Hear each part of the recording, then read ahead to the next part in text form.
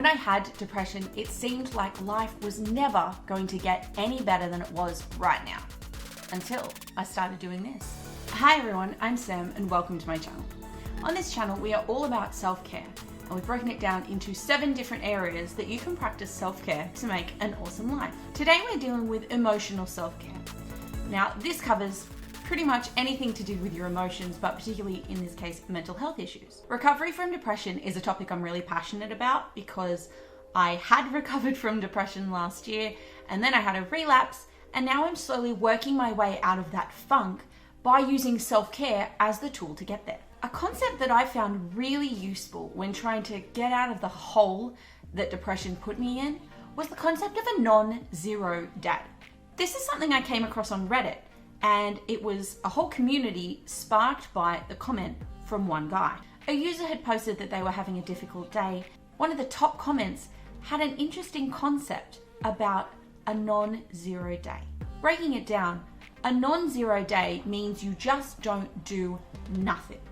So if your goal is to write an entire paper for uni, then you don't start by writing a paragraph or even a sentence. You start with writing one word, and slowly 1 word becomes 2 words, 2 becomes 3. You might end up with a sentence, you might end up with a paragraph. You might write that 1 word and get so totally exhausted from the fog that you can't think anymore, and that's your 1 word done for the day. Non-zero days are all about breaking these big, overwhelming goals into really small parts. That's all a goal is, something huge and overarching that takes a lot of little incremental steps to get there. Breaking things down seems like a really simple concept, but when you're suffering from depression, everything beyond just existing is effort. I'll put a link down in the description below to the whole post and to the community that was spawned by this one comment. But basically it boils down to when you are struggling to achieve any kind of goal, especially if you're suffering from mental health issues, committing to having a non-zero day simply means doing one small thing beyond the bare minimum of what you need to do to survive. For example, when my depression was at its worst, I was in a fog. I had a baby completely dependent on me and I could barely function. It got to the point where I would feed her, do the bare minimum of what I had to do, and then immediately hand her over to my husband, and he would take care of her because I just couldn't process anything beyond the basics of eat, sleep, survive. As I started coming out of this fog and realizing being a parent was difficult, but having postnatal depression didn't mean I was a failure as a person, I started to try and think of small ways that I could do more than nothing. The way that I ended up doing more than nothing was by committing to washing my face every night. Look, if you're mentally healthy, I totally understand that the concept of being able to wash your face is so normal. When you have depression, doing anything that involves taking care of yourself, especially when you feel like you don't deserve to be taken care of, can be impossible. So yes, my task that I set for myself was to wash my face. And as one of my previous videos had mentioned, I also ended up incorporating teeth brushing into that routine because as I had depression, that was also something I really struggled with.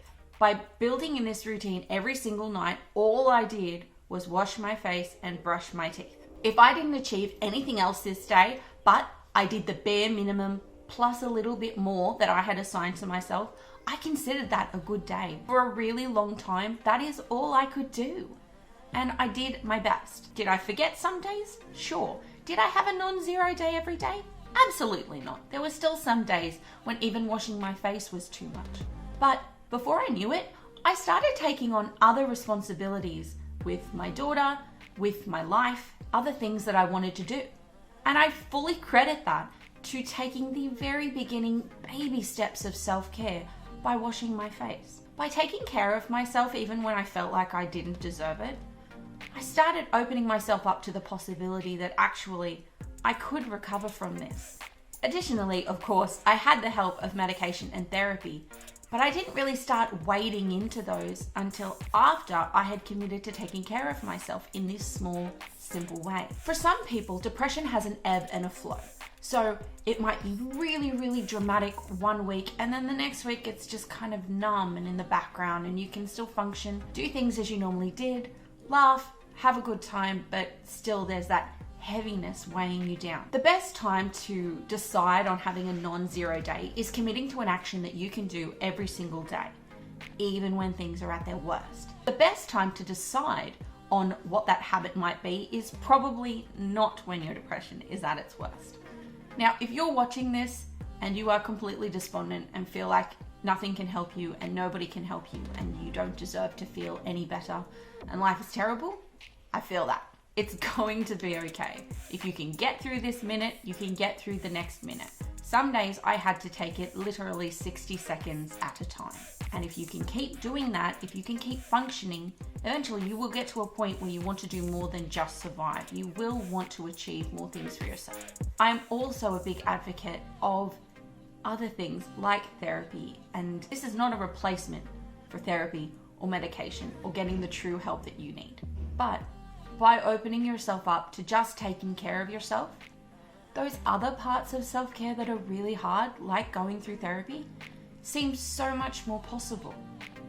You start to believe that you're worth it, and you are, and so am I. That's why I started this channel up again. That's why I've been practicing my self-care, because in the end, I believe that I am worth the effort. Here are a few things that you could commit to as your non-zero day. Now, they are tailored for people who have depression, but if you just have a motivation issue, then these could work for you too.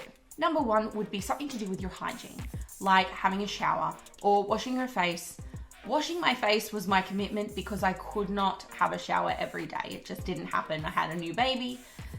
Or my mum's, you will feel me. Sometimes there is just not time to have a shower, but I could wash my face. Maybe it's combing your hair or brushing your teeth.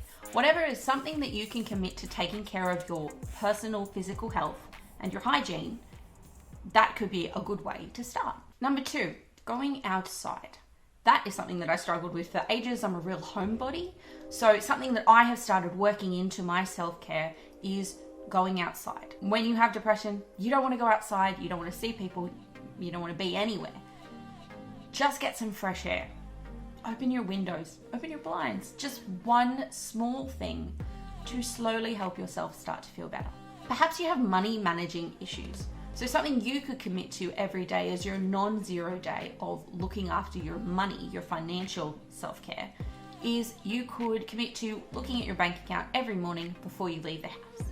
Know what's coming in, what has to go out that day, and that might help you budget a little bit better for the day ahead. You only have to do that in the morning, and you only have to do it once a day. It becomes a lot easier than having it be this big scary thing of going into your bank account and looking at money. Another area of self-care is relationship self-care. So you could have a non-zero day with your relationships by aiming to talk to somebody every day. It might be a text message, it might be a phone call or a video chat. If you can increase your social connections, that triggers some good things in your brain. When those good things in your brain start happening, you start feeling better and you start wanting to take care of yourself more. So as you can see, a non-zero day does not mean that you have to achieve the moon. You just have to commit to doing one thing to take care of yourself.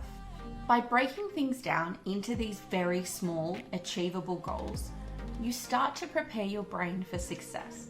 And it might take a really long time. It took me 6 straight months of washing my face every day to start committing to taking care of myself in other ways. It is not an overnight fix. It is something that you need to commit to every single day, but it's small and it's achievable. If you can start committing to small, achievable things, you might find you want to add a little something extra to your routine.